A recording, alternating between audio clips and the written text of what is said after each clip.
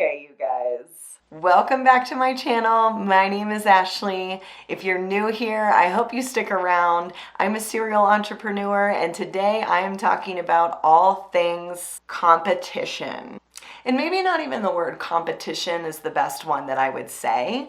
What I would probably formulate this as, and by the way, this is not a scripted video. This is one that is just heavy on my heart lately because I've seen a few people out there that are making some business and branding decisions that might be a little reminiscent of something that is already created, my brand.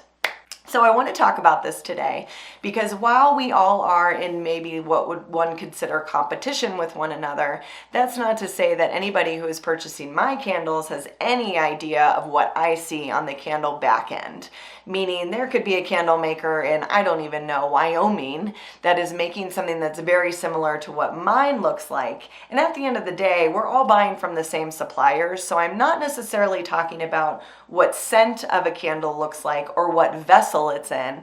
I'm more so talking about the messaging. I'm more so talking about the branding, i.e. your logo, your labels, and things like that. And I really wanted to get into this today, and I'm not going to point fingers at anyone specifically, because I think if you're watching this video, you probably already know. But what I want to discuss today is the comparison that we have as makers and small business owners, and honestly, the integrity and the back end that we need to be holding up as we start to morph into our brands, as our brands come to life, as we start to pull from inspiration. See where I'm going with this. So here's a really good example.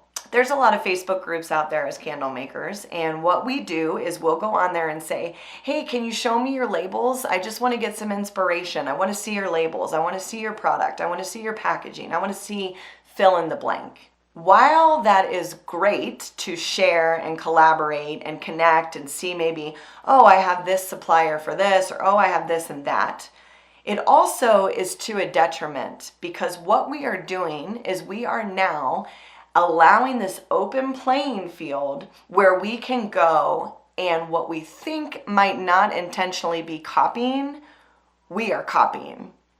We might be deriving a little bit too much lack of creativity and a little bit too much duplication.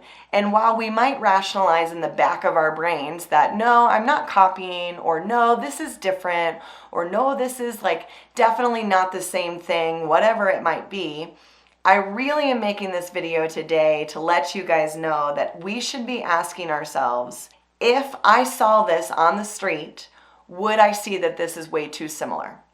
Can I really note the clear differences? Am I deriving a little bit too much inspiration from someone else's brand and really just cutting myself short with some lack of creativity here? Again, nobody is at fault here, but I do want to say that there are some brands out there that I have seen that I look at and I'm like, oh man, that feels a little too close to the cuff.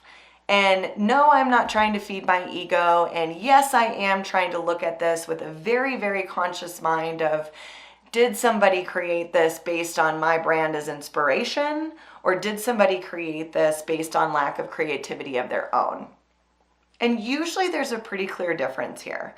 Now, at the end of the day, there's always going to be the Walmarts and Targets and Walgreens and CVS's. And at the end of the day, we are doing a lot of the same things. We're sharing a lot of the same products. But my video today is really just to encourage you guys that if you are in this infancy stage of creating a brand, creating a business, creating a look, creating a focal point of what you're trying to share, whether it be your mission, your messaging, your website, anything, my hope is that, yes, you take in outside influences with a grain of salt, but I hope that you start to really be your own gatekeeper of, is this an influence that I'm taking in, but I'm not allowing my creativity to shine? Am I duplicating someone else's work? And if I am, some of it is carbon copy, I get. What I want you to ask yourself of is, if somebody else did this to me, would that feel like they were copying and pasting? And if you answer that question and you are have a little cringe in your stomach, like if somebody else was doing what I'm doing right now to this other brand, if they were doing that to me, would that feel like they were stealing? Would that feel like they were duplicating my efforts for their benefit?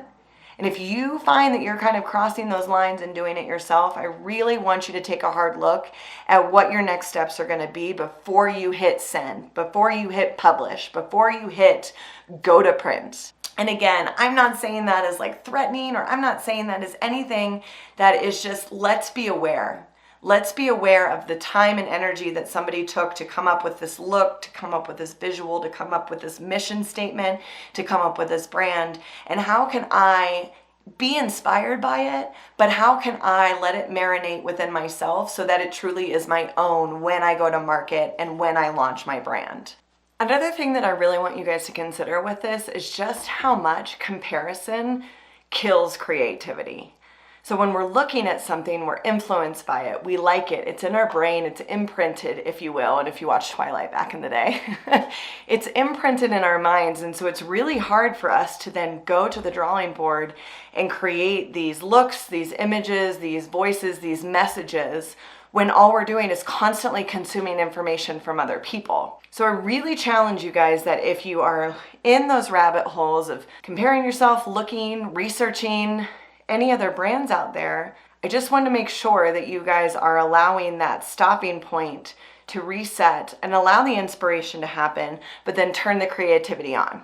So this is not necessarily a negative standpoint on this video. It's more of a positive one, an empowering one, to let you guys know that if you got to a point where you're like, I'm going to start this business, I'm going to do this thing, I'm going to bring this thing to life, that's a lot of creativity on your own. So why not allow that creativity to shine, keep going and moving, rather than completely allowing it to be sabotaged by simply duplicating what somebody else has already done. We already have their products in the market, so we don't need another one. We need yours. I really hope that this is helpful for you guys. I really hope that you're able to find a way to turn off the comparison, really allow your light and your creativity to shine, and then build your brand as such, because it deserves that. It deserves your creativity and voice and your inspiration behind the scenes, and not just a carbon copy of what somebody else is doing or a play on words of what somebody else is doing.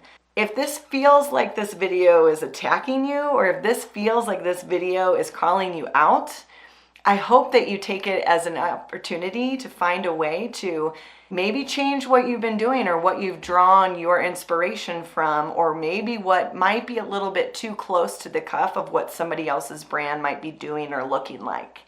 So don't feel called out, just feel like this is an opportunity for you to go and do it differently, because at the end of the day, if this was happening to you and your brand from another business or another maker, that would be really, really hard. And I think that we would be hard pressed to not have that same gut feeling where it just doesn't feel right, just doesn't feel good, feels a little unjustified, so on and so forth. My name is Ashley, and if at any time you want to schedule a 30 for 30, I meet over Zoom with you guys 30 minutes for $30. And what we talk about is anything that's on your heart, marketing and business related, launching, pre-launching, post-launching, whatever it might be. Even if it's not candles, I like to talk about it and help other small business owners reduce overwhelm and remove some roadblocks. Thank you guys so much for watching. I hope that this was helpful, and I hope that you stay along on this journey with me. If you have not yet subscribed to my channel, I would absolutely love it if you did.